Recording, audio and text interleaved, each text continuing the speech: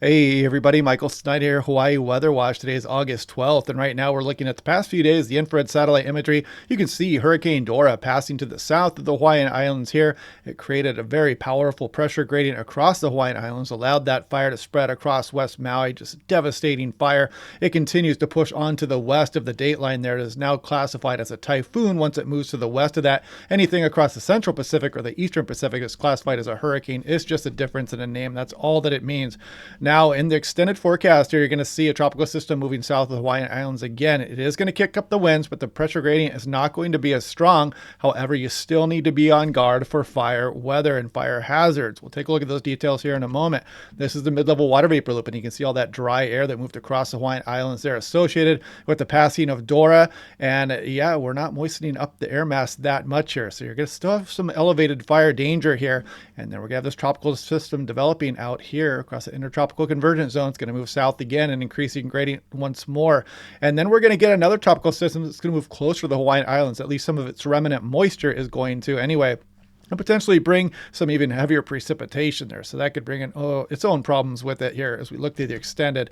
This is the afternoon and the evening that the fire erupted there. The GOES 18 satellite imagery caught that smoke erupting off of West Maui there, just a complete firestorm. Most of the town is destroyed out there.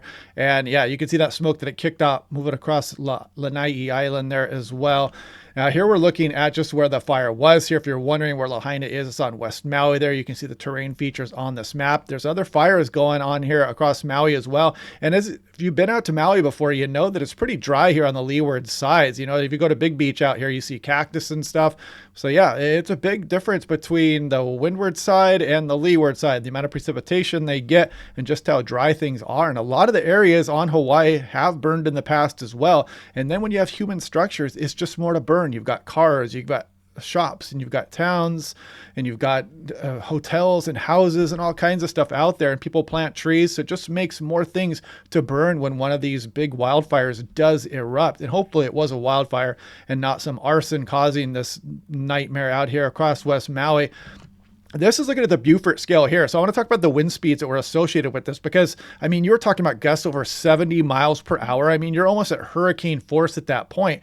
So I'll argue that it wouldn't have mattered how many firefighters you had out there. Once that fire started to get going, there was no stopping it. Those winds of that speed here are just going to spread fire rapidly through dry conditions, and there would be no way to stop it. And you've probably seen the video of people jumping out into the ocean and the embers flying from the inland areas and landing on boats and catching docks and boats on fire and everything, and people having a hard time breathing out over the water because all the smoke. So yeah, once that firestorm got going, there was no stopping it. It didn't matter what you had in place. So precautionary measures need to be taken in the form of, trying to keep things from catching on fire in the first place. Otherwise, this will happen again here eventually across, not just the Hawaiian Islands. It can happen across places like Washington State or British Columbia. You guys know the fires that have been going there up across Canada this year as well. And this can happen across California. It can happen, across most of the planet, really, if you set up the conditions correctly.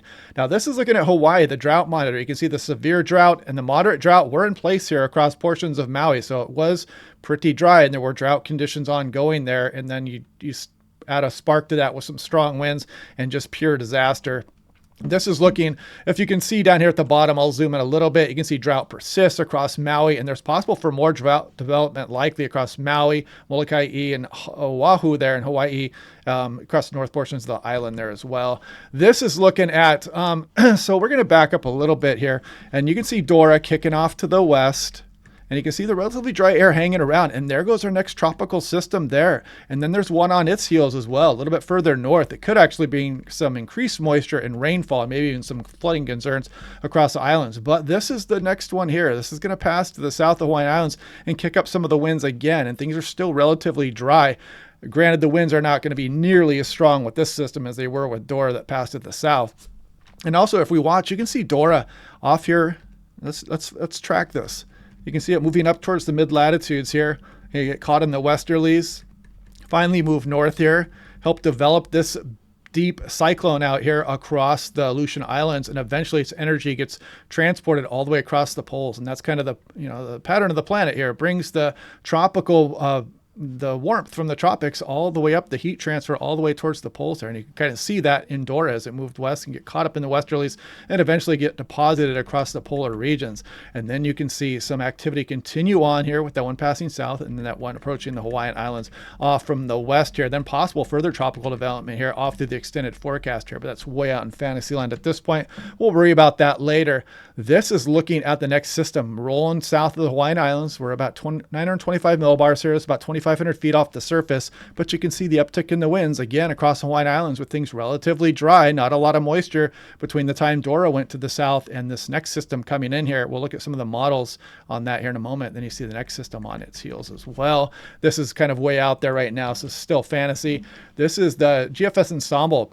And you can see pretty good agreement here with the track of this next system as well. And again, I want to highlight the gradient's not going to be as strong, but just keep your guard up. And this is the one that may approach the Hawaiian Islands from the west, is the European here. And you can kind of see it getting pretty close here. It's going to bring a pretty good surge of moisture unless something changes in the forecast. Now, this is looking back at Dora. Look at this 990 low here versus this 1034 millibar high. Big, intense gradient. You know, you're pushing 45 millibars here across the north central Pacific Ocean here. Just an extremely powerful wind there. You know, you're bringing gusts to 70 miles per hour. And let me tell you something else about wind here. So if you have 35 mile per hour trade wind, which is still pretty strong wind, and you bring it to 70 miles per hour, do you double the wind speed? The answer is absolutely not. You quadruple it. So once you go from 35 to 70, you're exerting 4 times the force upon objects. And that wind is just basically impossible to stop once a fire gets going, especially with a whole bunch of structures and shops and houses to burn out there and trees that people have planted across West Maui. It was a disaster. You know, we have to be more in tune to trying to stop these things before they occur here. You know, once it gets going, like I said, it's just a tall chore to stop something like that. And then this is the next system. So you can kind of see the difference in the wind coming up here. So it's nothing to get too freaked out about here. As this system moves to the south, it's going to be an increase in the gradient, but not too much. And then here would go the next system, then the Fantasyland one here close to the eastern shores, or the western shores of Mexico there, the warm water, this one way off into Fantasyland there. But this is looking at sea surface temperature anomaly. You can see the above average temperatures here across a lot of the eastern Pacific. Still have this tongue of cool water here, but it didn't matter too much with Dora that passed to the south there. And this is probably going to be on the wane here over the next couple of months as well. So likely to get more tropical systems out here across the eastern and central Pacific here over the next couple of months.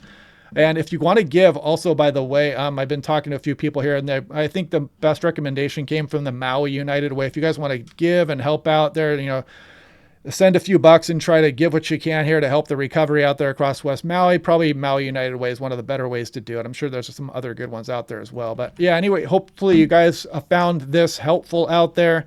Hopefully we don't have any repeat of this anytime soon. But again, you know, people, I hear a lot of comments about, I didn't know Hawaii could catch fire like that. And it's like, yeah, no, it happens every year. There's wildfires every single year. And if the conditions are right, you see what can happen here. So anyway, hope you guys are liking these videos. Click like and subscribe, you know, and give to the Maui United Way if you can. And I'll continue to watch this. We'll watch this system roll through here, and we'll see just what kind of impacts are going to be felt here with the system as it moves to the south of the Hawaiian Islands. So yeah, I'll probably talk to you guys here over the next few days.